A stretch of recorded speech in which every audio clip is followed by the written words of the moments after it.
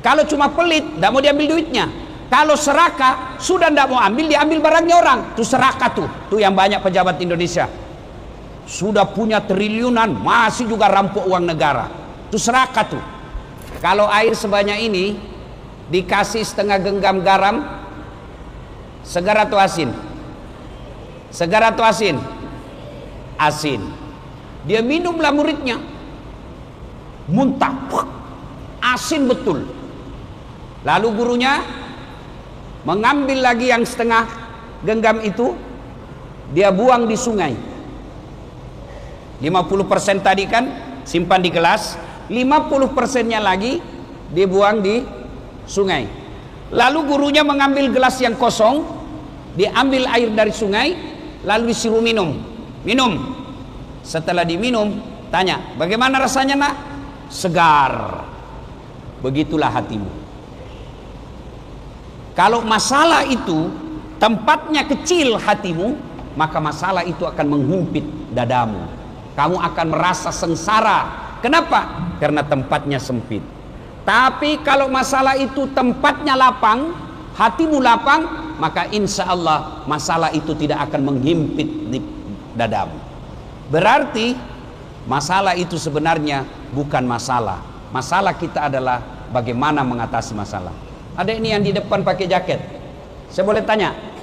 Boleh tanya, Dek? Nih, ya sampean. Boleh tanya? Boleh. Nabi yang paling mulia siapa, Dek? Kamu yakin Nabi ada dosanya? Tidak ada. Nabi yang paling pertama nanti masuk surga? Nabi Muhammad. Apakah Nabi pernah menyakiti orang? Apakah Nabi pernah bohong? Apakah Nabi pernah menyakiti tetangganya? Apakah Nabi pernah berkhianat? Itulah Nabi Muhammad SAW. Sekarang saya tanya, apa Nabi tidak ada masalahnya? Apa Nabi tidak ada masalahnya? Banyak masalahnya. Itu Nabi, Bu, banyak masalahnya. Apalagi kita yang tukang gosip. Ayo, mana ada manusia yang tidak ada masalahnya? Coba lihatin saya di depan sini. Ini ada yang tidak ada masalahnya di sini? Ini muka-muka penuh masalah semua saya lihat ini. Mana ada orang tidak ada masalahnya? Coba saya kasih lihat. Adik-adik sekalian, waktu kuliah apa masalahnya? Hah? Mau sarjana. Sudah sarjana selesai masalahmu? Muncul masalah baru. Apa? Mau kerja, pegawai negeri. Sudah pegawai negeri, sudah kerja, selesai masalahnya? Enggak, mau jadi kepala bagian. Sudah jadi kepala bagian, selesai masalahnya? Muncul masalah baru, mau jadi kepala dinas. Sudah jadi kepala dinas, makin besar masalahnya. Apa? Mau jadi sekda. Sudah jadi sekda, muncul lagi masalah baru. Apa? Mau jadi bupati. Sudah jadi bupati, selesai masalahnya? Mau 2 periode. Sudah 2 periode, selesai masalahnya? Ditangkap KPK. Iya toh? Tidak ada orang, tidak ada masalahnya. Coba lihat, ada orang sudah menikah tidak punya rumah, sudah 2 tahun menikah belum punya rumah, 4 tahun menikah belum punya rumah. Ada seperti itu? Ada orang belum menikah sudah punya rumah, sudah menikah malah 2 rumahnya. Apa masalahnya? Tidak ada anaknya. Ada yang begitu? Ada lagi sudah punya rumah, ada anaknya. Ada masalahnya? Ada. Apa masalahnya? Mertuanya ikut campur. Mertuanya baik, anaknya ada, rumahnya bagus. Apa masalahnya? Mau kawin lagi. Tidak ada orang tidak ada masalahnya, Pak. Coba lagi, kasih contoh adik-adik. Istri cantik. Istri cantik. Kok kira bukan masalah? Masalah, apalagi kalau suaminya jelek. Kok kira bukan masalah istri cantik? Istri cantik digoda orang, masalah. Berarti bagus kalau jelek istri. Jelek istri dihina orang. Mau pergi pengantin, duluan aja Dek, nanti ketemu di pesta. Sampai di pesta, mana kau Bang? Nggak jadi Dek, lagi main ceret. Iya toh? Ada istri masalah, cantik masalah, jelek masalah. Berarti bagus kalau tidak ada istri. Masalah juga. Berarti banyak kalau bagus kalau banyak istri, lebih masalah lagi. Mana ada orang tidak ada masalahnya? Ini yang lagi ceramah, oh banyak masalah saya ibu. Apa masalah saya? Setelah saya viral dek, banyak janda-janda curhat. Allah karim. Nyata, Ustadz, baru saja meninggal suamiku Ustadz. Ada doa-doa penenang jiwa. Saya WhatsApp lah ini, kau baca. Baru bangun ibu baca ini, mau tidur baca ini, kalau lagi sengsara baca ini. Lama-lama dia bilang, Ustadz, alhamdulillah hatiku sudah tenang, jiwaku sudah bahagia. Maukah Ustadz menjadi imam dalam hidupku? Saya bilang, mohon maaf ibu, saya bukan imam, saya penceramah. Tidak ada orang tidak ada masalahnya Pak. Mana ada orang tidak ada masalahnya? Ada orang yang mengatakan, kenapa banyak betul masalah saya? Emang siapa kamu tidak mau ada masalahmu? Saya rajin sholat, kok ada masalah saya Ustaz? Siapa kamu tidak ada masalah? Nabi Muhammad manusia mulia, tidak pernah bohong, sudah dijamin pasti masuk surga. Penuh dengan masalah. Belum lahir sudah meninggal bapaknya. Belum lahir Nabi sudah meninggal bapaknya. Baru 4 hari diambil ibu susunya. 4 tahun kembali ke ibunya. Baru 2 tahun bersama ibu, usia 6 tahun meninggal lagi ibunya. Yatim piatu sudah usia 6 tahun. Itu Nabi, apalagi kita. Semua kita punya masalah. Nah, kalau begitu, ini catat baik-baik. Ini perlu dengar baik-baik bu. Catat baik-baik. Adik-adik, di dunia ini hanya 2 masalah. Di dunia ini hanya 2 masalah. Satu, masalah yang tidak bisa diselesaikan.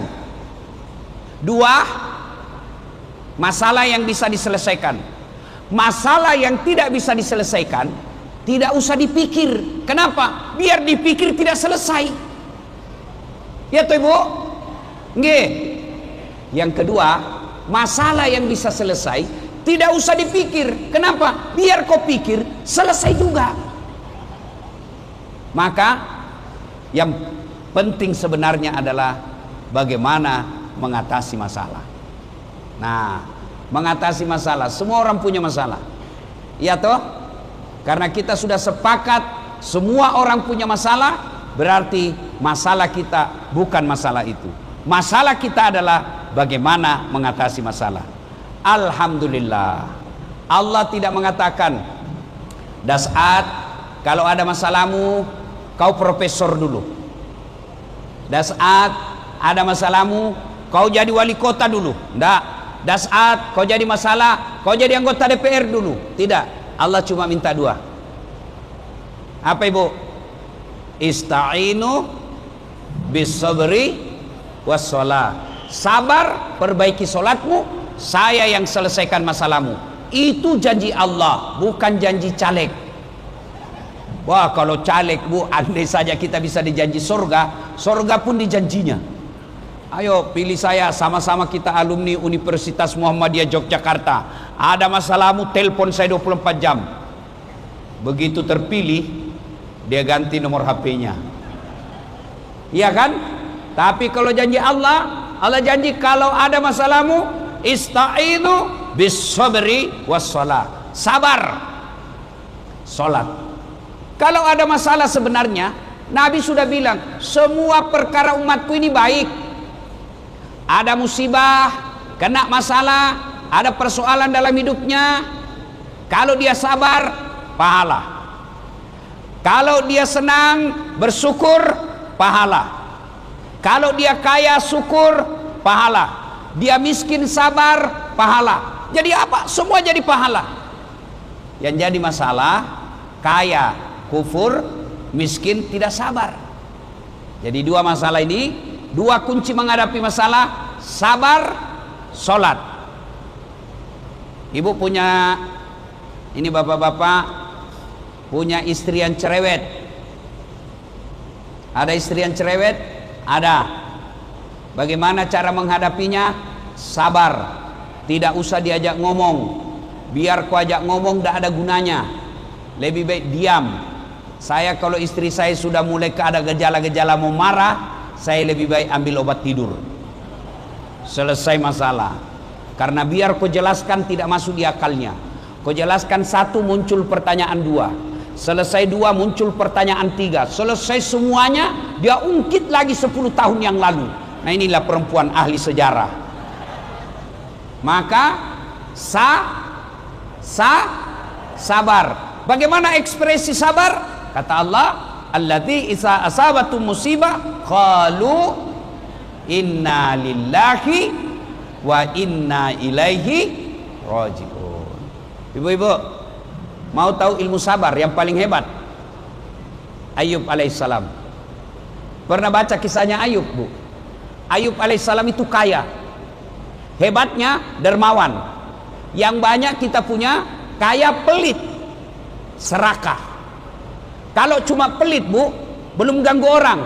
Tapi kalau serakah, itu sudah ganggu orang. Kalau cuma pelit, tidak mau diambil duitnya.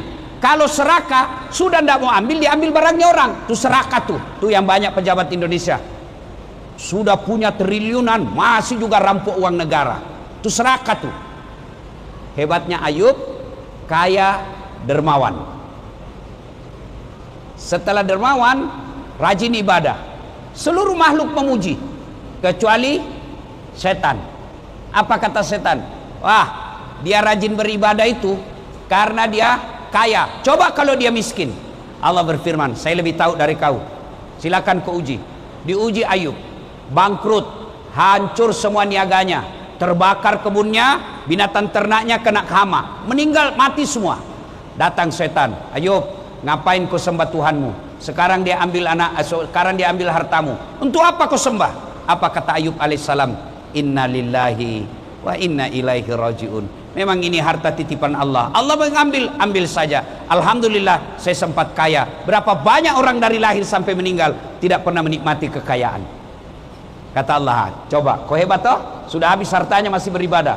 Kata setan, tidak, dia begitu karena ada anaknya. Coba kalau tidak ada anaknya. Kata Allah, silakan kau uji. Meninggal anaknya. Datang lagi setan, Yub, ngapain kau sembah Tuhanmu? Dia sudah ambil hartamu, sekarang anakmu lagi diambil. Ngapain kau sembah Tuhanmu? Apa kata Ayub? Inna lillahi wa inna ilaihi rajiun. Anak memang titipan Allah. Allah mau ambil, silakan. Dia hanya titipan Allah. Alhamdulillah, saya sempat punya anak. Berapa banyak orang dari nikah sampai meninggal tidak punya anak.